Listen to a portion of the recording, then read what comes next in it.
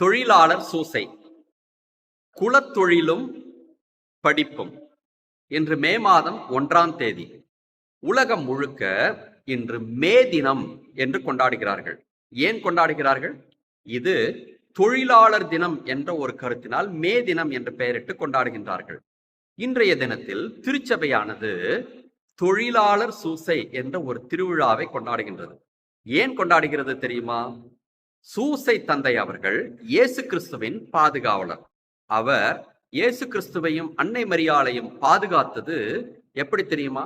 அடிப்படை தேவைகளை நிறைவேற்றுவதற்காக அவர் ஒரு தொழில் செய்தார். அந்த தொழில்தான் தச்சு தொழில்.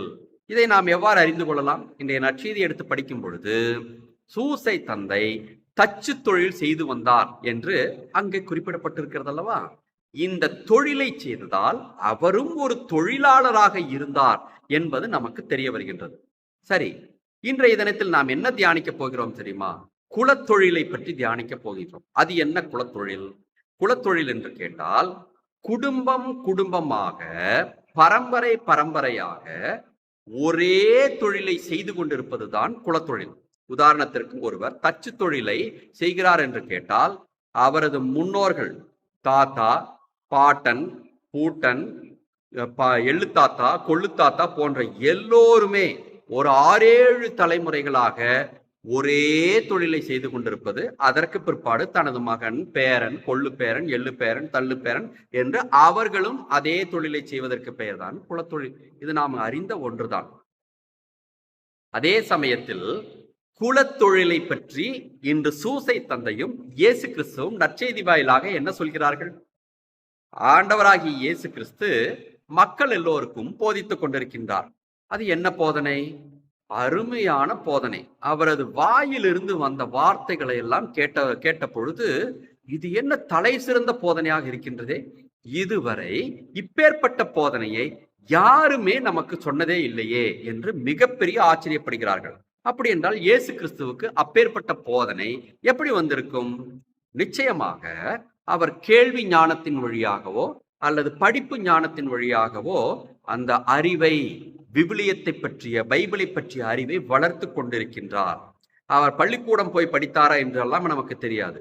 ஆனால் ஒரு பெண்ணை பாலியல் தொழில் செய்தார் என்று சொல்லி அவரிடம் அழைத்து வந்த பொழுது அவர் என்ன செய்தார்? குனிந்து தரையில் எழுத தொடங்கினார் என்று பார்க்கின்றோம். அப்படி என்றால் இயேசு கிறிஸ்துவுக்கு எழுத்து அறிவு என்பது இருந்திருக்கின்றது.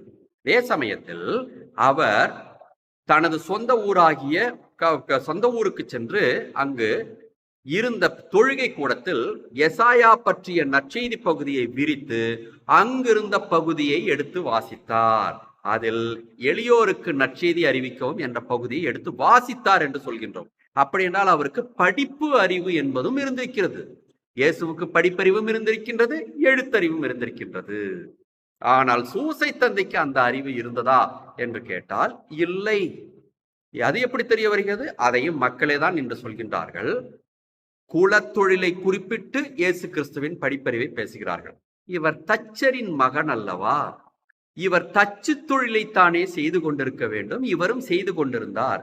இவருக்கு இப்பேற்பட்ட படிப்பறிவும் எழுத்தறிவும் எவ்வாறு வந்தது என்று குலத்தொழிலையும் படிப்பறிவையும் ஒப்பிட்டு பேசுகிறார்கள். இது மிகப்பெரிய தவறு என்பதை இயேசு கிறிஸ்து மே தினமாகிய இன்று நமக்கு எடுத்துரைக்கின்றார். ஒருவர் ஒரு தொழிலை செய்து கொண்டிருந்தால் அதே தொழிலைத்தான் செய்து கொண்டிருக்க வேண்டும் என்ற அவசியம் இல்லை. அவர் அந்த தொழிலை விட்டு வெளியே வருவதற்கு அவருக்கு மிகப்பெரிய கருவியாக, படிக்கட்டாக இருப்பது எது? படிப்பறிவுதான் என்பதை இயேசு கிறிஸ்து சொல்கின்றார். இன்றைய நாள் மிக முக்கியமான நாள். தொழில் செய்வது நமக்கு எந்த தொழிலாக வேண்டுமானாலும் இருக்கலாம். ஆனால் நமது சந்ததி அதே தொழிலைத்தான் செய்ய வேண்டும் என்ற அர்த்தமெல்லாம் இல்லை. படிப்பறிவு, அவர்களுக்கு ஏற்ற படிப்பறிவை அவர்கள் வளர்த்து கொண்டு எந்த தொழிலில் வேண்டுமானாலும் அவர்கள் ஈடுபடலாம் என்பதை மே தினமாகிய இன்று சூசை தந்தை வழியாக ஆண்டவர் இயேசு கிறிஸ்து நமக்கு உணர்த்துகின்றார். படிப்பறிவை பெறுவோம், குலத்தொழிலை மாற்றுவோம்.